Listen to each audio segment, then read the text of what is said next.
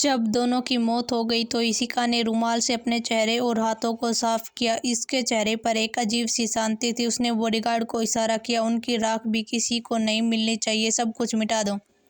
फिर अधिराज इशिका के पास आया, उसके कंधों पर हाथ रखकर कहा, आखिरकार हमारा बदला पूरा हुआ। अब हमारे परिवार को कोई कुछ नहीं बिगाड़ सकता।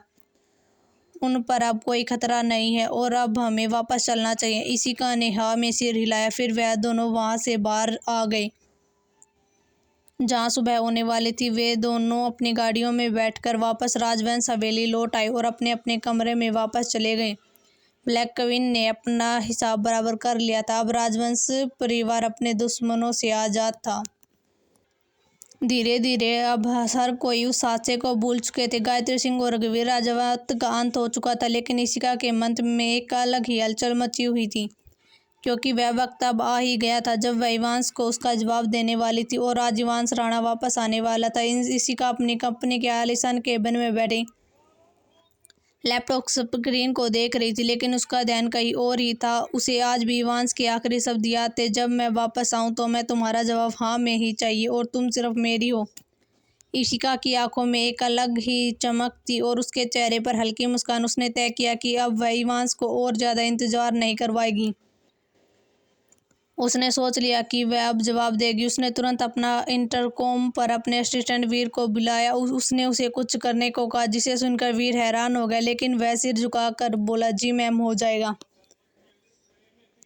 इधर दूसरी तरफ इवांश अपने प्राइवेट जेट से वापस राजस्थान आ चुका था। वह सीढ़ियों से नीचे उतरने लगा। इवांश राणा का ओरा किसी सम्राट से कम नहीं था और वह सच में राजस्थान का सम्राट ही तो था। उसकी आंखों में एक अजीब सी बेताबी थी। एक महीना उसने खुद को इशिका से दूर रखा, पर उसकी हर सांस इशिका के ही नाम थी। इवांश ने अपने कलाई की घड़ी देखी और मन ही मन कहा, रानी साहब की खामोशी का वक्त अब खत्म हुआ। आज आप हाँ कहे या ना, हमें आप पर हक सिर्फ इवांश राणा का है। उसकी आवाज में जुनून साफ झलक रहा था। इवांश अपनी रॉयल गाड़ी में बैठकर तुरंत राजवंश ग्लोबल एंटरप्राइज की तरफ बढ़ गया। उसे पता था कि इशिका वहीं मिलेगी। इवांश जब वहां पहुंचा तो वहां इशिका नहीं थी, लेकिन उसका असिस्टेंट वीर खड़ा हुआ था, जिसे इशिका ने ही ऑर्डर दिया था। उसे पता था इवांश सीधा यही आएगा। वीर ने इवांश को ग्रीट किया और उसे एक कार्ड बढ़ा दिया, जिस पर एक एड्रेस नाम लिखा था। इवांश तुरंत उस पर निकल गया। वह शहर की सबसे ऊंची और विशाल इमारत थी। नीचे खड़े गार्ड ने झुककर इवांश का बिना अभिवादन किया और उसे रुक टॉप की तरफ जाने का इशारा किया। इवांश जब ऊपर एक कमरे में पहुंचा तो नजारा देखकर ठीक गया। पूरा हॉल लाल गुलाब और कांच के कंदीलों से और मध्यम रोशनी से सजा हुआ था। उसे लगा शायद वह किसी गलत जगह पर आ गया। वह वापस जाने के लिए मुड़ना ही वाला था, तभी उसकी नजर एक कोने पर पड़ी। वहां पर एक परछाई खड़ी थी। वह उस परछाई को देखते ही पहचान गया। वह कोई और नहीं बल्कि इशिका, उसकी रानी सा है। इशिका ने खूबसूरत सी लाल रंग की साड़ी पहनी हुई थी। उसकी आंखों में वही चमक थी जिसे देखने के लिए इवांश तरस गया था। इशिका को देखकर इवांश के कदम वही जम गए। इशिका धीरे धीरे इवांश की ओर बढ़ी। इवांश ने इशिका के बिल्कुल करीब आकर उसकी आंखों में आंखें डाली। उसका अंदाज वह मासूम लड़की वाला बिल्कुल भी नहीं था, बल्कि उसमें एक जुनून और संकीर्णपन था। इशिका ने इवांश के सीने पर हाथ रखा, जहां इवांश का दिल पागलपन की हद तक धड़क रहा था। इशिका ने इवांश की आंखों में आंखें डालकर बड़े जुनूनी और पजेसिव लहजे में कहा, इवांश, आपने मुझसे जवाब मांगा था तो सुनिए। मेरा प्यार वैसा नहीं है जो सिर्फ दूर से दुआओं में मांगे। मेरा प्यार सनक है। मुझे सिर्फ आप चाहिए, हर पल, हर कीमत पर। अगर कोई परछाई भी आपके और मेरे बीच आई तो मैं उसका नामो निशान मिटा दूंगी। आप आज से इसी पल से सिर्फ और सिर्फ मेरे हुए। आपकी हर सांस, आपकी हर सोच और आपका हया जुनून, इस पर सिर्फ मेरा कब्जा है। कहिए, क्या आप अपनी रानी साहब की कैद में रहने के लिए तैयार है? इवांश, जो खुद सनकी और पजेसिव प्रेमी था, इशिका का यह रूप देखकर वह खुद वह खो बैठा। उसने झटके से इशिका को अपनी बाहों में जकड़ लिया, इतनी जोर से कि उसके बीच से हवा भी न जा सके। इवांश की आवाज में एक खतरनाक मिठास थी। कैद? इशिका, मैं तो वर्षों तक इस कैद का मुजरिम बनना चाहता हूँ। तुमने मेरा जुनून देखा, अब मेरी दीवांगो देखोगी। अगर तुम पजेसिव हो तो मैं भी एक सन की हूँ, और अगर किसी गैर की नज़र तुम पर पड़ी तो मैं उसकी दुनिया ही उजाड़ दूंगा, उसे तबाह कर दूंगा। तुम मेरी रूह हो, तुम्हारी रूह पर सिर्फ मेरा हक है, कहो कि तुम सिर्फ मेरी हो। फिर इशिका ने इवांस के चेहरे को अपने हाथों में भर लिया। उसकी नज़रों में एक अधिकार की अनोखी आग थी। उसने फुसफुसाते हुए कहा, मैं सिर्फ आपकी हूँ मेरे राणा सा, लेकिन याद रखना मैं अपने चीज़ों को बांटना नहीं जानती, और आप सिर्फ मेरे हैं। मैं अपनी चीज़ों को दुनिया से छुपा कर रखना पसंद करती हूँ। इवांस ने उसके माथे को चूमते हुए कहा, मुझे छुपना मंजूर है, बस तुम्हारी बाहों में पनाह होनी चाहिए। फिर इशिका का इवांस के गले लग गई। उस रात उस रूफटॉप पर कोई फूल या मोमबत्ती गवाह थी, बल्कि उन दोनों की जुनूनी मोहब्बत गवाह थी, जिसने यह तय किया था कि अब राजवंश और राणा के इस मिलन को इस दुनिया की कोई ताकत नहीं तोड़ सकती। वे दोनों एक दूसरे में खोए हुए थे, जैसे दो शिकारी एक दूसरे के प्यार में गिरफ्त हो गए हों। इवांस जब राणा पैलेस पहुंचा तो उसकी चाल में एक अलग ही आत्मविश्वास हो रहा था। हॉल में पूरा परिवार मौजूद था। दादाजी, दादी जी, रुक्मणी जी और रणधीर जी बैठे किसी गहरी चर्चा में थे। इवांस ने आते ही सोफे पर अपनी रात सी जगह ली और एक गहरी और गंभीर आवाज में बोला, मुझे शादी करनी है। हॉल में एक पल के लिए सन्नाटा छा गया। सबके चेहरे पर हैरानी थी, क्योंकि इवांस ने आज तक कभी किसी लड़की में दिलचस्पी नहीं दिखाई दी। दादाजी ने चश्मा ठीक करते हुए पूछा, लेकिन किससे? कोई है जिसने इस पत्थर दिल को पिघला दिया है? इवांस की आंखों में एक जुनूनी चमक उभरी। उसने इशिका का चेहरा याद करते हुए धीरे से पर हक से साथ कहा, इशिका राजवंश वह मेरी है और मैं उसे अपनी रानी सा बनाना चाहता हूँ। यह सुनते ही पूरा परिवार खुशी से झूम उठा।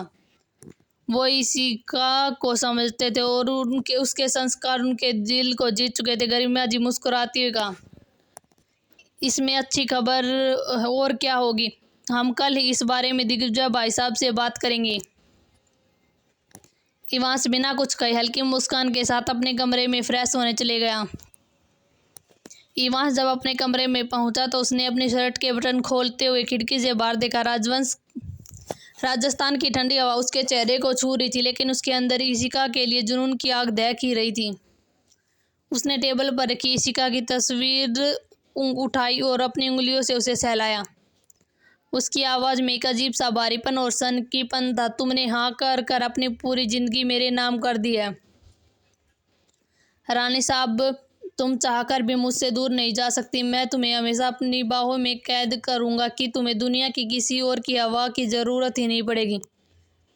इवांस की यह सनक और भी खतरनाक और आकर्षक बना रही थी। वह जानता था कि राजवंश की बेटी को साधारण लड़की नहीं है, और यही बातें उसे पागल कर रही थी। दूसरी तरफ राजवंश हवेली में इशिका भी पहुंच चुकी थी। उसने हॉल में बैठे अपने दादाजी, दादी माँ, अपनी माँ, पापा, चाचा, भाई, भाभी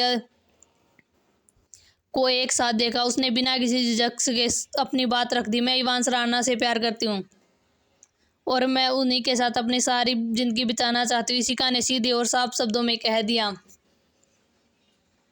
अधिराज जो इशिका और इवांस की नज़दीकों को भाप चुका था, वह मुस्कुरा दिया। उसे पता था इवांस से ज़्यादा अच्छा लड़का इशिका के लिए कोई भी नहीं मिल सकता। आर्या जी की आंखों में आंसू आ गए। उन्होंने कहा, यह तो बहुत ही अच्छी बात है, इवांस जैसा लड़का हमें ढूंढने पर भी नहीं मिलेगा। वह हमारी इशिका के लिए बिल्कुल सही है। माहौल उत्सव जैसा हो गया। इशिका अपने कमरे में गई और फ्रेश होकर एक रेशमी गाउन पहना। आईने के सामने खड़े होकर जब वह अपने गीले बालों को सुखा रही थी तो उसकी आंखों में वही ब्लैक क्वीन वाला गहरा जुनून उभर आया।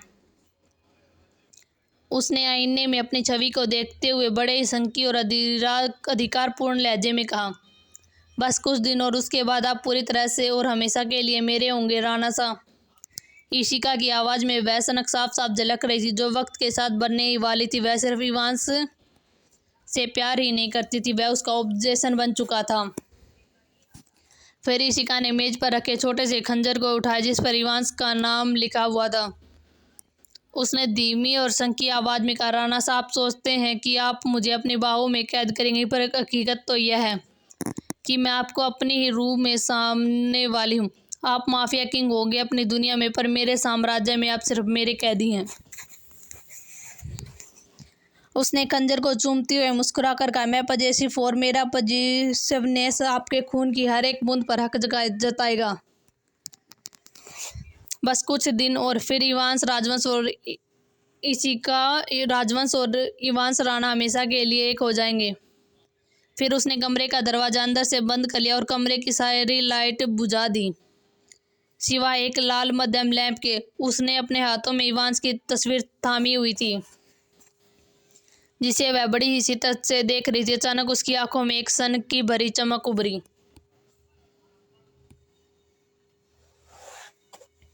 उसने एक तेज धार वाला ब्लेड उठाया और अपनी हथेली पर एक नन्हा सा कट लगा दिया।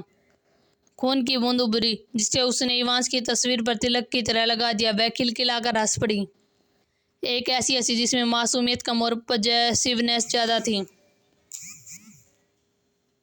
उसने तस्वीर से बातें करना शुरू कर दिया। राणा सा, आप सोचेंगे कि आप मुझे कैद कर लेंगे, लेकिन मैं ही आपको अपने पास कैद कर लूँगी। उसकी आवाज़ में अब ठंडी और सनक भरी थी। अगर किसी हवा ने के झोंके ने भी मुझे आपको छूने की ज़रूरत की तो मैं उस हवा का ही रुख मोड़ दूँगी।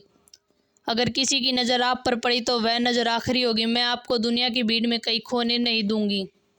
आप सिर्फ मेरे हैं, मेरे राणा सा। उसने इवांस की एक शर्ट ली और जो वह पिछली मुलाकात में उसके पास भूल गया था, उसे अपने चेहरे से सटाए और उसकी खुशबू को अपनी सांसों में भर लिया। इस खुशबू पर सिर्फ मेरा हक है। आपकी हर चीज पर आपका हर एहसास सब मेरा है। मैं आपको इतना प्यार दूंगी कि आपकी आखिरी सांस तक सिर्फ मेरे ही रहेंगे। इशिका जानती थी कि इवांस एक माफिया किंग है और उसका जीवन खतरों से भरा, लेकिन उसकी सनगियाँ और भी बढ़ जाती हैं। उसने मन ही मन तय किया कि वह इवांस के चारों तरफ अपनी शक्तियों और ब्लैक क्वीन वाली सेना का घेरा बना देगी, कि मौत भी उससे पूछकर इवांस के पास जाएगी। उसने आगे कहा, इवांस आप मेरा जुनून है, मेरी सनक, और मैं अपने जुनून और सनक को किसी के साथ बांट नहीं सकती। और मैं आपको बचाने के लिए इस दुनिया को जला सकती हूँ और आपको पाने के लिए खुद को राख कर सकती हूँ। बस कुछ वक्त और पूरी दुनिया देखेगी कि जब दो सन की रूही एक होती हैं तो तबाही कितनी खूबसूरत होती है। इशिका का यह रूप किसी को नहीं पता था। इशिका के लिए वह एक शांत और सफल बिजनेस वूमन थी, लेकिन इवांस के लिए वह एक ज्वाला थी जो उसे भस्म करने और आबाद करने दोनों की ताकत रखती थी। आज हवेली का कोना कोना फूलों से महक रहा था और खुशियों से भरा हुआ था। राणा परिवार का स्वागत किसी राजा महाराजा की तरह हुआ। दिग्विजय राजवंश और वीरेंद्र राणा जब गले मिले तो ऐसा लग रहा था मानो दो रियासतें फिर से एक हो गई हों। लेकिन उस पूरे हॉल में जहां सब हंस बोल रहे थे, इवांस राणा ने ध्यान अपनी जगह से एक इंच भी नहीं हिला था। वह सोफे पर राजवंशी अंदाज में बैठा था। उसके हाथ की अंगूठी उसकी महंगी घड़ी के स्ट्रेच पर चल रही थी, लेकिन उसकी आंखें सीढ़ियों के उस मोड़ पर जमी थी जहां उसकी दुनिया उतरने वाली थी। इवांस का ऑरा इतना प्रभावशाली था कि आसपास बैठे लोग भी उसकी गंभीरता से थोड़ा सहम गए। तभी समीरा ऊपर से इशिका को लेकर आई। इशिका ने जब सीढ़ियों से नीचे उतर रही थी तो उसकी पायल की हर छनकान इवांस के दिल की धड़कन से तालमेल बिठा रही थी। उसने एक हल्के पिंक रंग की साड़ी पहनी हुई थी और उसकी आंखों में वह गहरा काजल उसकी खूबसूरती को बढ़ा रहा था। सगाई का आखिरी दिन आ ही गया था, जिसका पूरे जयपुर को बेसब्री से इंतजार था। राजवंश हवेली आज किसी दुल्हन की तरह सजी हुई थी। यहाँ सिर्फ सगाई नहीं बल्कि दो परिवारों, राजवंश और राणा परिवार के अटूट बंधन की शुरुआत थी। हवेली के मुख्य द्वार से लेकर अंदर तक हर तरफ सफ़ेद और सुनहरे गुलाबों की महक फैली हुई थी। छत से लटकते हुए क्रिस्टल का विशाल झूमर शाम की रोशनी में ऐसे चमक रहे थे जैसे आसमान से तारे जमीन पर उतर आए हों। मखमली लाल कालीनों पर मेहमानों का स्वागत करने के लिए सारी दरवाजे पर खड़े थे। इशिका के दादाजी दिग्विजय राजवंश और अभिराज जी खुद हर व्यवस्था की बारीकी से निगरानी कर रहे थे। ऊपर अपने कमरे में इशिका तैयार हो रही थी। उसने एक खूबसूरत सा लहंगा पहन रखा था जो उसके ब्लैक क्वीन और राजवंशों के राजकुमारी हों वाले दोनों रूपों को ही दर्शाता था। उसकी आंखों पर गहरा काजल और होठों पर डार्क रेड लिपस्टिक थी। आईने में खुद को देखते हुए इशिका के चेहरे पर वही जुनूनी और सन की मुस्कान उभरी। उसने अपने आप को आईने में देखते हुए कहा, आज के बाद दुनिया के लिए आप मेरे मंगेतर होंगे, लेकिन आप मेरी दुनिया में मेरे रक्षक और मेरा जुनून होंगे राणा साहब। रूही और वेदिका भी उस कमरे में मौजूद थी। वह इशिका की खूबसूरती देखकर दंग रह गई। रूही ने कहा, इशिका, आज तो तुम्हारे राणा साहब की नज़र तुमसे हट ही नहीं पाएगी। वेदिका ने भी उसे छेड़ते हुए कहा, बिल्कुल, आज की रात तो इवांस इशिका के राणा साहब उसकी रानी साहब का ही है। फिर तीनों अपनी अपनी बातों में लग गई, लेकिन इशिका के चेहरे पर वही जुनूनी मुस्कान कायम थी जो सिर्फ उसके राणा साहब के लिए ही थी। वही नीचे हवेली के बाहर गाड़ियों का काफिला आकर रुका। इवांस राणा अपने ब्लैक रोल रॉयस से नीचे उतरा। उसके ब्लैक कलर का जोधपुरी सूट पहना था, जिससे वह किसी खूंखार लेकिन बेहद आकर्षक राजा की तरह लग रहा था। इवांस का ऑरा इतना प्रभावशाली था कि उसके पैर जमीन पर पड़ते ही वहां मौजूद भीड़ में सन्नाटा छा गया। सबकी नजरें इवांस की तरफ थी, लेकिन उसकी नजरें तो अपनी रानिसा को ढूंढ रही थी। कार्तिक भी उसके साथ ही था, जो बहुत ही हैंडसम लग रहा था। दिग्विजय राजवंश अधिराज और अभिराज जी ने खुद राणा परिवार का स्वागत किया, लेकिन इवांस की नजरें पागलों की तरह इशिका को ढूंढ रही थी। यहाँ कार्तिक की भी नजरें रूही को ही ढूंढ रही थी। उसे कई दिनों से नहीं देखा था और आज मौका मिला था। अंदर जाकर पूरा परिवार अपनी जगह पर बैठ गया। इवांस सोफे पर बैठा था। उसकी नज़र बार बार सीढ़ियों की तरफ जा रही थी। वह अपनी रानिसा की एक झलक देखने के लिए बेताब था। उसका ऑरा इतनी सनकी और अधिकारपूर्ण था कि आसपास बैठे लोग सहम रहे थे। ठाकुर परिवार और खन्ना परिवार भी इस भव्य मिलन के गवाह बने हुए थे। तभी संगीत की धीमी धुन बजी और इशिका ने अपनी सहेलियों के साथ नीचे उतरना शुरू कर दिया। उसे देखते ही इवांस अपनी जगह से खड़ा हो गया। उसकी आंखों में वही जुनूनी और पजेसिव चमक थी। उसे देखकर ऐसा लग रहा था कि मानो पूरी दुनिया को बता रहा हो कि यह लड़की सिर्फ और सिर्फ उसकी ही है। रूही भी उसके बगल में खड़ी थी, जिसे देखकर कार्तिक की धड़कनें तेज हो गई। रूही ने भी एक पल के लिए कार्तिक की तरफ देखा, फिर शर्मा कर अपनी नजरें झुका ली। इवान्या ने भी आगे बढ़कर इशिका से कहा, भाभी, आप तो साक्षात अप्सरा लग रही हो। सगाई की रस्म का वह पल किसी महाकाव्य के जैसा था। जैसे इशिका सीढ़ियों से उतरकर हॉल के बीचों बीच पहुंची, इवांस अपनी जगह से खड़ा हो गया। उसने आगे बढ़कर इशिका के कोमल हाथ अपने फौलादी हाथों में ले लिया। इवांस का यह अंदाज अपनी रानिसा को सहारा देकर सोफे तक लाया, फिर बैठाना राजवंश परिवार का दिल जीत लिया। अधिराजी, अभिराजी और सारी औरतें बहुत ही खुश थी कि उनकी लाड़ों को इवांस जैसा जीवन साथी मिला। न वह सिर्फ इशिका का पति बनेगा, बल्कि उसका रक्षक भी बनेगा। पंडित जी ने मंत्र के साथ साथ रस्म का भी आरंभ कर दिया। शुभ मुहूर्त का वक्त आ गया। वर और वधू एक दूसरे को अंगूठी पहनाई। इवांस ने सबसे पहले इशिका का हाथ अपने हाथ में लिया। उसने राजवंशों की राजकुमारी के लिए नायाब ब्लू डायमंड की अंगूठी चुनी थी, जो उसके साथ मगर गहरे व्यक्तित्व को दर्शाती थी। जैसे इवांस ने इशिका को उंगली में अंगूठी पहनाई, उसकी आंखों में वही सनकी और पजेसिवनेस चमक थी, जैसे वो पूरी दुनिया को बता रहा हो कि अब इशिका पर उसका पूर्ण अधिकार है। फिर इशिका की बारी आई। उसने इवांस के लिए एक ब्लैक डायमंड की अंगूठी ली थी, जो राणा शाह के माफिया किंग वाले औरक और उसके रसूख से मेल खाती थी। जब इशिका ने इवांस को अंगूठी पहनाई तो हॉल की तालियों की गड़गड़ाहट गूंज उठी। दोनों परिवार की खुशियां सातवें आसमान पर थी। सगाई की रस्म पूरे होते ही फूलों की बारिश शुरू हो गई और सभी परिवार वालों ने जोड़े को आशीर्वाद दिया। पार्टी खत्म होते ही राजवंश हवेली में सन्नाटा पसर गया और सारे मेहमान एक एक कर वापस अपने घर चले गए।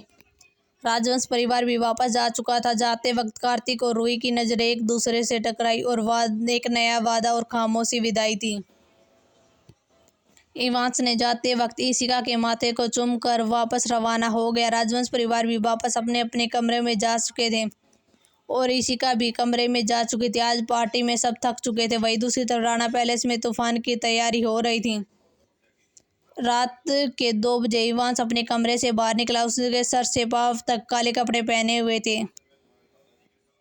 जो उसके माफिया किंग वाले अवतार की गवाही दे रहा था, उसकी आंखों में एक अजीब सी सनक थी। पैलेस के गेट पर कार्तिक पहले से ही तैयार कर था। कार्तिक जानता था कि आज की रात किसी की आखिरी रात होने वाली है। इवांस जब शांत होता था तो वह सबसे ज्यादा खतरनाक होता था। इवांस अपनी गाड़ी में बैठा और कार्तिक भी। फिर उसकी गाड़ियों का काफिला शहर से बाहर एक वेयर हाउस में आकर रुका। वह बाहर से किसी खंडर की तरह लग रहा था। यह इवांस का डेथ चैम्बर था, जहां वह अपने दुश्मनों को सजा देता था। इसकी खबर किसी को भी नहीं थी सिवाय कार्तिक के। इवांस गाड़ी से उतरा। गार्ड्स ने झुककर उसे ग्रीट किया। सब उसे देखकर कांप रहे थे क्योंकि उसका ऑरा बहुत ही खतरनाक लग रहा था। उसकी आंखें लाल थी। इवांस ने आगे बढ़कर एक दरवाजे पर अपना हाथ रखा। क्लिक की आवाज के साथ वह दरवाजा अपने आप खुल गया। वे दोनों अंदर गए। अंदर जाते ही वहां का नजारा बेहद खौफनाक था। वहां कई लोगों की हड्डियां लटकी हुई थी, कुछ की तो उसकी सांसें चल रही थी। वहां से एक कमरे के पास आकर रुका जहां पर चीखने की आवाज आ रही थी। जैसे ही दरवाजा खुला, अंदर एक खंबे से वही आदमी जंजीर से बंधा हुआ था जो पार्टी में इशिका को अपनी गंदी नजरों से देख रहा था। उसे देखते ही इवांस की आंखें लाल हो गई। वह आदमी इवांस को देखकर डर से कांप रहा था। इवांस धीरे धीरे उस आदमी के पास पहुंचा। उसकी आंखें गुस्से से देखने लगी। उसने बेरहमी से उस आदमी के बालों को कसकर पकड़कर अपनी तरफ किया। तुम्हारी हिम्मत कैसे हुई? इवांस की आवाज इतनी ठंडी थी कि उस आदमी की रूह कांपी। तुम्हारी इन आंखों ने मेरी रानिसा को देखने की जरूरत की। तुम्हें पता है, जो चीज मेरी है उसे कोई और देखे, यह मुझे बिल्कुल भी बर्दाश्त नहीं होता। और तुमने मेरी रानिसा को अपनी नज़रों से देखने की हिम्मत की है।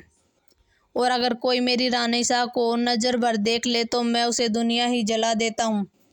इवांस का पागलपन अब शुरू हो चुका था। उसने मेज पर रखी धारदार खंजर को उठाया और वह खंजर उसकी आंखों के सामने ले आया और कहा, इन्हीं आंखों से तुमने मेरी रानिसा को देखा था ना? अब तुम किसी को देखने के लायक नहीं रहोगे। उसकी आंखों में एक पागलपन था। उसने बिना कुछ सोचे खंजर वह उसकी आंखों में उतार दिया। फिर उसकी आंखें से खून बहने लगा और खून के छींटे इवांस के चेहरे पर पड़ ले रहे थे, लेकिन उसे कोई भी फर्क नहीं पड़ रहा था। उसे बस इतना याद था कि उन्हीं आंखों से उसने उसकी रानिसा को देखने की हिम्मत की थी। उसने बेरहमी से उसकी आंखों में खंजर घुमाना शुरू कर दिया। उस आदमी की चीखें पूरे बेसमेंट में गूंज रही थी। बाहर खड़े बॉडीगार्ड की भी रूह कांप गई। कार्तिक भी यह देखकर थोड़ा कांप गया, लेकिन उसे पता था कि वह अपनी चीजों को लेकर बहुत ही पजेसिव और यहाँ तो बात उसकी रानिसा की थी। फिर इवांस ने बेरहमी से खंजर निकाला, उसकी टांगों पर वार किया, जिससे उसकी दर्दनाक चीख गूंज उठी और पूरा फर्श लाल हो चुका था। फिर इवांस ने उसके हाथों को काटना शुरू कर दिया।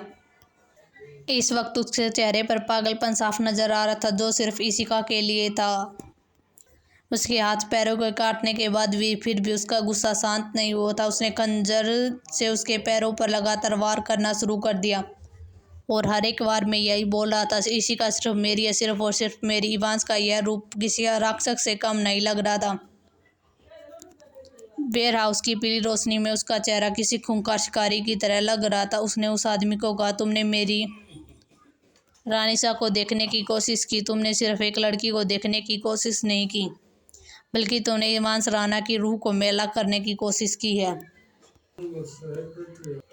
वह आदमी लड़का लगातार गिड़गिड़ाने की कोशिश कर रहा था, उसे छोड़ने की भीख मांग रहा था, लेकिन इवांस को कोई फर्क नहीं पड़ा। इवांस की आंखों में संवेदना का एक भी कतरा नहीं था। उसने ठंडी आवाज में कहा, शारीरिक घाव तो बच जाते हैं, लेकिन जो डर मैं तुम्हारे जहन में बिठाऊंगा वह तुम्हें मरने के बाद भी चैन नहीं लेने देगा। उसने आखिरी बार उस आदमी को देखा और खंजर सीधा उसके दिल में उतार दिया। थोड़ी ही देर बाद उस आदमी की सांसें थम गई। इवांस का पागलपन उसकी बातों में और उसका ठंडा व्यवहार में झलक रहा था। थोड़ी देर बाद वह बाहर आया। उसके चेहरे पर एक अजीब सी सुकून था, जैसे उसने अपने रूह में लगी गंदगी को साफ कर दिया। इवांस और कार्तिक वापस अपने काफिले के साथ राणा पैलेस के लिए रवाना हो गए। कार्तिक बिना कुछ बोले अपने कमरे की तरफ बढ़ गया, क्योंकि वह जानता था आज की रात इवांस के अंदर का शैतान पूरी तरह जाग चुका है। इवांस जब अपने कमरे में दाखिल हुआ तो उसका चेहरा किसी खूंखार शिकारी की तरह लग रहा था। उसने आईने में खुद को देखा। उसके चेहरे पर न कोई पछतावा था, न डर, बल्कि एक जुनूनी सनक थी। वह सीधे वॉशरूम में गया और पूरी तरह कपड़ों समेत शावर के नीचे खड़ा हो गया। ठंडा पानी उसके जिस्म से टकराकर पीछे गिर रहा था और पूरा फर्श खून से लाल हो चुका था। इवांस ने अपनी आंखें बंद कर ली और पानी की हर बूंद के साथ उस आदमी की चीखें उसके कानों में संगीत की तरह बज रही थी। जब वह शावर से बाहर आया तो उसने एक काला बाथरोब पहन रखा था और आईने के सामने अपने बालों को झड़कते हुए खड़ा हो गया। उसकी अपनी आंखों में देखा जो अभी जुनून और गुस्से से लाल थी। उसने आईने पर अपनी हथेली रखी और एक खौफनाक पागलपन भरी हंसी हंसने लगा। उसकी आवाज़ में इशिका के लिए सनक जुनून था जिसे सुनकर पत्थर दिल भी कांप जाए। वह धीरे से कहा, देखा रानी साहब, आपने देखा आपकी तरफ उठने वाली उस आग का क्या अंजाम होगा। मैं आपको इस दुनिया की गंदी नज़रों से इतना दूर ले जाऊंगा कि वहाँ सिर्फ मैं होऊंगा और आपकी सांसें। आप मेरी जागीर हैं इशिका, मेरी रूह की मलिका। कोई हवा का झोंका भी आपको छू ले तो मैं उसका कत्ल कर दूं। आप सिर्फ मेरी हैं और आपका यह राना साहब के लिए खुदा से भी लड़ सकता है। तो फिर इंसान क्या चीज़ है। उसकी बातों में इशिका के लिए पागलपन साफ झलक रहा था जो वक्त के साथ बढ़ने ही वाला था। उसने अपने आईने पर उंगली से इशिका का नाम लिखा और उसे चूम लिया। उसके चेहरे पर डेविल स्माइल थी। जल्द ही आप इस पैलेस की रौनक बनेंगी। मैं आपको यहीं पर अपनी बाहों के पिंजरे में कैद कर लूँगा जहाँ से बाहर जाने का कोई रास्ता आपकी मौत भी नहीं ढूंढ पाएगी। इवांस का पागलपन अब उसकी उस सीमा पर था जहाँ प्यार ख़त्म होता है और ऑब्जेशन शुरू होता। उसे फ़र्क नहीं पड़ता था कि दुनिया उसे क्या कहेगी। उसे बस अपनी रानी सा की सलामती और उस पर अपना मुकम्मल हक चाहिए था। अगर आपको यह कहानी पसंद आई हो तो लाइक करें, कमेंट करें और सब्सक्राइब ज़रूर कर देना।